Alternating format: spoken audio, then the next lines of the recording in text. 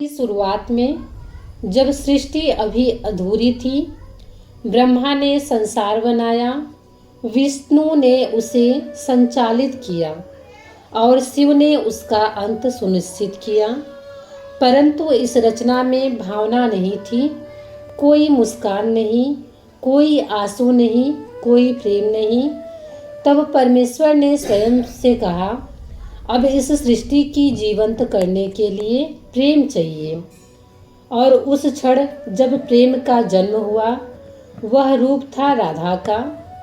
वो कृष्ण से पहले आई, क्योंकि प्रेम सृष्टा से भी पहले होता है। कृष्ण स्वयं सृष्टि है और राधा उस सृष्टि की आत्मा।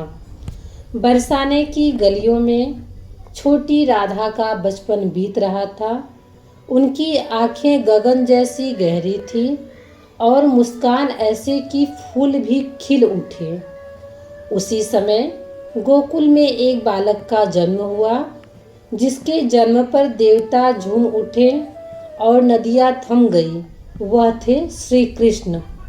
जब पहली बार कृष्ण ने अपनी बांसुरी उठाई, तो दूर बरसाने में खेलती राधा के कानों में वो स्वर पहुँचा। राधा ठिठक गई। उन्हें लगा जैसे कोई उनका नाम पुकार रहा हो, एक ऐसी पुकार जिसे आत्मा ने पहचाना पर मन समझ नहीं पाया। वृंदावन की एक सुबह यमुना के किनारे राधा गोपियों के संग खेल रही थी। अचानक एक मुरली की तान गूंजी। सब ठहर गए, पत्ते, हवा, यहाँ तक कि यमुना का प्रभाव भी। कृष्ण सामने खड़े थे। उनकी आंखों में राधा का प्रतिबिंब भी था। राधा बोली, तुम कौन हो? कृष्ण मुस्कुराए और बोले, जिसे ढूंढते ढूंढते तुम यहाँ तक आई हो। उस क्षण ब्रह्मांड ठहर गया और प्रेम ने मनुष्य के रूप में अपने आप को पहचान लिया। अब हर सुबह कृष्ण की बांसुरी बजती और राधा दौड़कर उस दिशा में जाती। वो दोनों जब मिलते तो प्रकृति खिल उठती, पंछी गाने लगते, वृक्ष झूमने लगते, यमुना की लहरें नाचने लगती। कृष्ण कहते, राधे, तुम्हारे बिना मेरी मुरली बेजान है। राधा हंसती, और तुम्हारे बिना मेरी सांसें भी। उनका प्रेम संसार का नहीं, परमात्मा का था। वो प्रेम था जो शरीर से नहीं, आत्मा से बसता है। एक दिन नारद जी आए और बोले, हे कृष्ण, तुम्हारा प्रेम अद्भुत है, पर अब द्वारिका का समय आ गया है। कृष्ण ने सिर झुका लिया। राधा सब जान गई। अगले दिन कृष्ण ने विदा ली। राधा मुस्कुराई, जाओ कान्हा, तुम्हारा मार्ग यश से भरा हो। कृष्ण ने पूछा, तुम दुखी तो नहीं हो राधे? राधा बोली, जो प्रेम पा लिया उसे खोया नहीं जाता।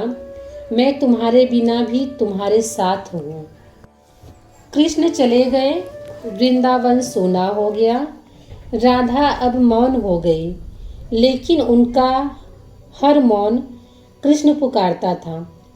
हर रात वे यमुना किनारे बैठती, जहाँ कभी कृष्ण की बांसुरी बजाए की आवाज़ सुनाई देती थी। वो बांसुरी अब नहीं बजती थी, लेकिन हवा में उसकी गूंज अब भी सुनाई देती। गोपियाँ पूछती, राधे, तुम क्यों नहीं द्वारिका जाती? राधा मुस्कुराती, जिसे पाना है उसके पास जाना नहीं पड़ता, वो भीतर ही वास करते हैं। कई वर्षों बाद राधा का शरीर दुर्बल हो गया। एक दिन द्वारिका से संदेश आया, कृष्ण राधा को याद कर रहे हैं। राधा धीरे धीरे द्वारिका पहुंची। कृष्ण सिंहासन पर नहीं, भूमि पर बैठे थे। जैसे ही राधा सामने आई, कृष्ण ने कहा, इतना समय क्यों लगा दिया राधा? राधा ने मुस्कुराकर कहा, मिलन की जल्दी उसी को होती है जिसका प्रेम अधूरा हो। कृष्ण ने उनका हाथ थामा। राधा बोली, अब मेरी देह थक गई है कान्हा, अब मैं यहीं विश्राम करूंगी। कृष्ण ने कहा, तो मैं भी अपनी मुरली त्याग देता हूँ। अब संगीत का कोई अर्थ नहीं।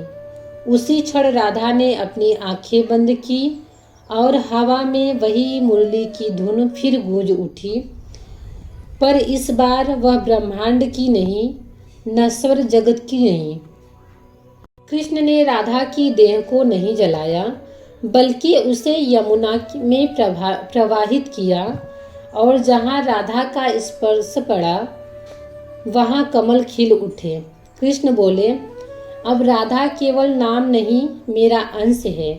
जब भी कोई राधे कृष्ण कहेगा तो राधा मुझसे पहले आएगी, क्योंकि कृष्ण जानते थे प्रेम की शुरुआत राधा से होती है और उसका अंत कृष्ण में। राधा का प्रेम केवल कहानी नहीं, एक उपासना है।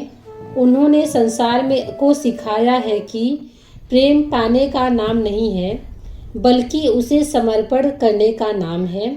राधा ने कृष्ण को खोया नहीं, उन्होंने कृष्ण को अपने भीतर पा लिया। उनका प्रेम आज भी युगों को पार कर हर भक्त के मन में गूंजती है। जब कोई राधे कृष्ण कहता है तो राधा मुस्कुराती है और कृष्ण उनकी मुरली बजाते हैं।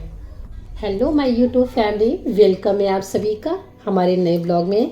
तो कैसे आप सब? आई होप आप अच्छे होंगे और मैं तो एकदम अच्छी हूँ, स्वस्थ हूँ, अपने काम में व्यस्त हूँ, और आप लोग भी व्यस्त होने के बावजूद मेरे वीडियो को इतना सारा प्यार देने के लिए दिल से थैंक यू। मिलते हैं नेक्स्ट ब्लॉग में, तब तक के लिए Radhe Krishna, bye bye, thank you so much.